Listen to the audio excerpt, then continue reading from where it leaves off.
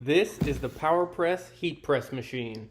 Included in the box you have the PowerPress, instruction manual, included hardware, and interchangeable lower heat pad.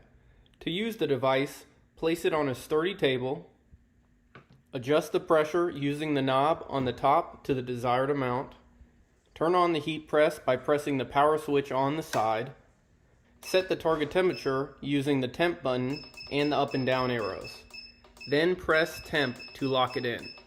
Next, set the target time using the button with the up and down arrows and then press the time button to lock it in. Keep the heat press open while it is heating up. You will hear 5 beeps when the heat press reaches the desired temperature. Close the panel and preheat the pad for about 30 seconds. Next, open the panel and place your hat or garment. Place your overlay on the hat or garment and then close the handle down.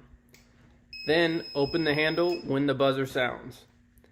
This is the perfect device for creating amazing DIY gifts for your friends and family, or making items for your own business or other people's businesses. It's extremely easy to use, even for beginners, and it's convenient and built extremely well. It's never been easier to make your own apparel or gifts with the PowerPress.